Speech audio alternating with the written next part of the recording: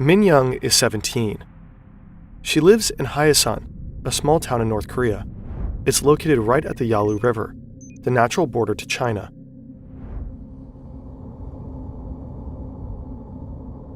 Across the ice, Min Young can see the other side.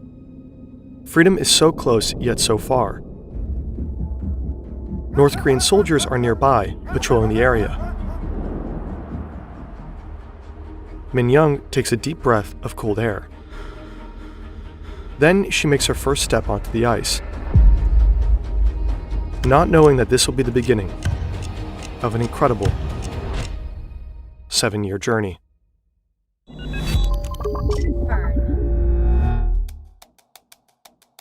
North Korea is notorious for the oppression of its people and its poor human rights record. Under Kim Jong-un, it became even harder for citizens to escape. There are more fences, more guards, and since a few years, there is a new order to shoot on sight. Yet, every year, hundreds of North Koreans risk their lives to flee their country.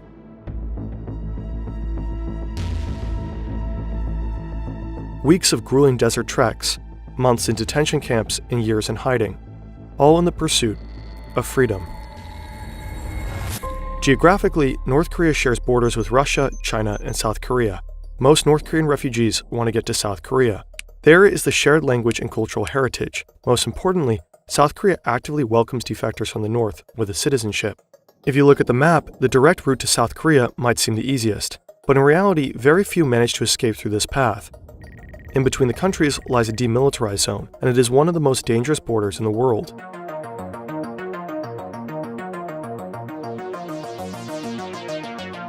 Oh Chong-song is one of the ones who managed to get through. In 2017, he made a daring escape through the DMZ. Created after the Korean War, the DMZ is only demilitarized by name.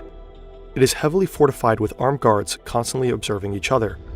On a quiet Monday afternoon, the tense silence of the DMZ is suddenly disturbed. Someone is trying to escape. Driving a military jeep at high speed, Oh Chong-song races towards the border. Surveillance footage by the South Korean military captures the intense pursuit. He abandons his car and continues on foot. North Korean soldiers fire multiple shots, hitting him several times. But Oh Chong-song manages to cross the demarcation line. Collapsing behind a wall on the South Korean side, he endures for hours until South Korean soldiers rescue him. Escaping through the DMZ is extremely rare. Survival chances are near zero. Another rare, extremely dangerous escape route to the south is by sea. Somewhere along the southeast coast, a North Korean man enters the ocean. The man is in his mid-20s and equipped with fins and a diving suit. Swimming for over 6 hours and covering more than 3 kilometers, he reaches the South Korean shore near the town of Goseong. Despite being caught on surveillance cameras, South Korean forces only find him later, resting under a tree. He turns out to be a North Korean fisherman seeking asylum. The tides had worked in his favor. Presumably, the man had prior knowledge of the sea conditions. Without, he probably would have drowned. Defecting this way, too, is near impossible. Only a handful of people have succeeded through this route. Similarly, it is extremely rare that North Koreans defect to Russia. The border is heavily guarded, and the river is too deep to cross. The few people publicly known for defecting to Russia are privileged or high-ranking citizens who manage to cross with the help of their connections. Creating 3D animations like this requires a solid understanding of physics and mathematics. A great place to develop these skills is Brilliant. Brilliant makes learning intuitive and engaging, offering interactive lessons in math, programming, AI, and science. Their hands-on approach turns complex concepts into an exciting learning experience. For instance, their course Exploring Data Visually teaches you how to interpret and visualize data, just like the statistics we often use in our videos. And if that's not your thing, there are plenty of other fascinating topics to explore. Brilliant adapts to your current skill level and helps you progress at your own pace. Try Brilliant for free for 30 days by scanning the QR code or visiting brilliant.org/fern. Plus, you'll get 20% off an annual premium subscription. The link is also in the description. By checking out Brilliant, you're not only investing in your learning, you're also supporting our channel. The most promising path for North Korean defectors is through China. The two countries are divided by 2 rivers, the Yalu and the Tumen. Some sections are shallow and waist deep. In winter, these rivers offer a rare opportunity. The water freezes solid. For those desperate enough, crossing over the ice might seem deceptively simple. Crossing is just the beginning. The real danger lies on the Chinese side, where defectors face constant threats of capture and repatriation. Min Young grew up in a modest home overlooking the Yalu River. From her backyard, she can see the hazy outline of Chinese villages. Her family is relatively privileged. They don't starve. Her father, a traveling salesman, frequently crosses into China for business, while her mother works for the government. In her free time, the mother makes extra cash by trading smuggled goods from China. This is a common practice for North Koreans that live near the border. The poor economic conditions increasingly drive them to find additional income. Life changes dramatically when Min Young is 14. It's the year 1994. One day, she returns from school to find her father missing. He has been arrested on his way back from China, accused of bribery and corruption. The family suspects he was tortured during his interrogation. Months later, he dies in a hospital. Min Young, her mother, and her little brother are left alone, devastated. Disillusioned, Min Young begins questioning the contradictions she saw around her at an early age. The suffering during the famine, the lies in state propaganda, and the harsh realities of survival all build up to a pivotal point. At the age of 17, she makes the life-changing decision to leave North Korea. In under a minute, she crosses to the Chinese side, her heart pounding. Her plan is to visit relatives up north. She seeks a Chinese smuggler who lives by the river. He frequently trades goods with Min Young's mother, and she trusts him. He agrees to drive her into the sprawling city of Shenyang. For the first time, Min Young experiences a world vastly different from the one she had just left behind. Bright lights, bustling streets, and the abundance of food and goods leaves her overwhelmed. Weeks go by and she turns 18 years old. She wants to return to North Korea, back to family, but then she gets a sudden phone call from her mother. Rumors of her disappearance have spread across town. People suspect she might have left the country. Coming back would be too dangerous now. Her family fears retaliation for letting Min Young escape. So Min Young's mother urges her to stay in China and live freely. Min Young remains in Shenyang. She begins working in a restaurant and learns Mandarin. She lives in constant fear of being caught and adopts several new names to evade detection. One day, two men enter the restaurant. They ask for her and flash their badges. It's the police. They take her away. It's over, she thinks. This is the end. At the station, they question her relentlessly and demand she complete a written Chinese test to prove her fluency. She does so, hands shaking, constantly at the verge of a panic attack. But she passes the test. It's a narrow escape. Had the officers doubted her, she would have been deported to North Korea without a doubt. Everything she risked, every moment of her struggle, would have been for nothing. Later, she learns that someone she trusted with her secret reported her to the authorities. In 2002, she takes the train to Shanghai. It marks the beginning of a new chapter in her life. In the megacity, she meets a broker who provides her with a new identity. She spends her entire savings on this ID. With it, she secures a job as an interpreter at a South Korean tech company. As she builds her life in Shanghai, she saves money and falls in love with a South Korean man. Together, they hatch a plan for her to seek asylum in Seoul, South Korea. After years of hardship, Min Young boards a flight to South Korea. She's so close to freedom. But immigration officers doubt her story. She spends weeks in detention. She is being interrogated over and over again.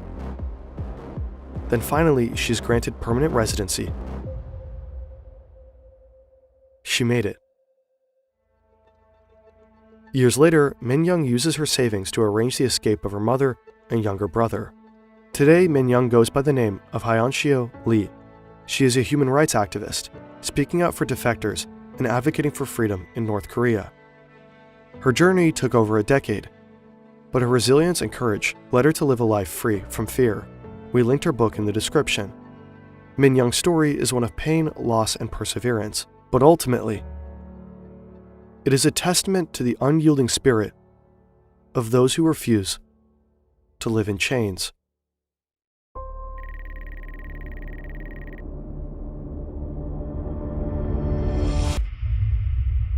For most North Korean refugees, escaping through China is unavoidable, but the country usually only marks the first stop.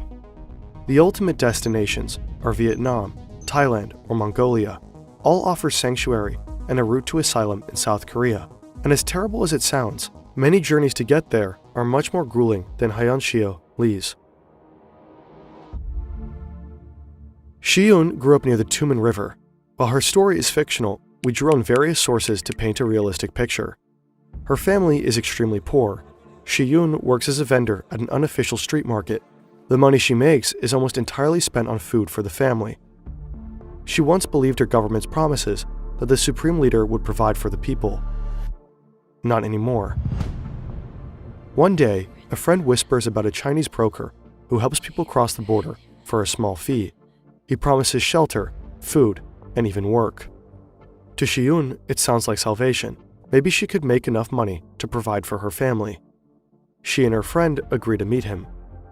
After weeks of preparation, Shiyun and her friend find themselves waiting by the river on a fresh summer night. A shadowy figure emerges. It's the broker. The moon hides behind thick clouds, and the only light comes from the distant glow of Chinese towns across the river. They are ready to cross. The broker leads them through the cold water. Shiyun notices the absence of border guards. Usually there are at least 2 guards patrolling this part of the river. Her guess, the broker has bribed them. On the Chinese shore, a car awaits. The broker insists Shiyun ride ahead alone, claiming her friend will follow in a different car for safety. Numb with adrenaline, Shiyun hesitates, but complies. She hugs her friend, unaware it's their final goodbye. As the car drives through the dark countryside, exhaustion overtakes her. Shiyun falls asleep. She wakes to a nightmare. The car has stopped in a remote village.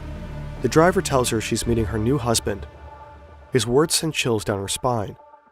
This has to be a joke, but no one seems to be joking. Shiyun was deceived. The broker has sold her to a middle-aged farmer. While transiting through China, many North Korean escapees fall into the hands of human traffickers. In the border regions, the traffickers prey on the vulnerable. Promising food and jobs, they target people living in the harshest conditions. Once across the border, hope turns to horror, especially for women. A 2019 South Korean report estimates that 60% of North Korean women in China fall victim to trafficking, many forced into sex trade.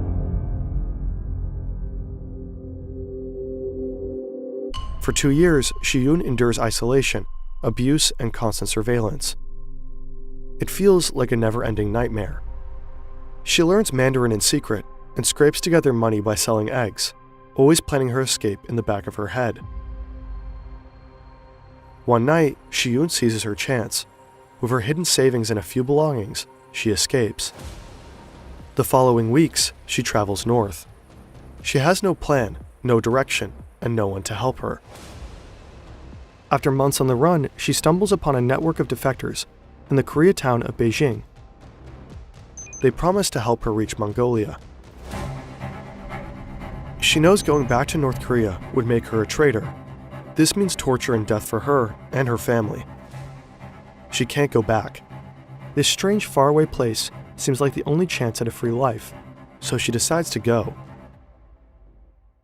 The only thing standing in her way is the Gobi Desert. The size of Peru, it is extremely hostile to humans, freezing nights, scorching days, and no water. Shiyun joins a group of defectors and embarks on a grueling trek. Days blur into nights as they walk through sandstorms, share sips of water and little food. After days of walking with almost no rest, Shiyun's feet are bleeding.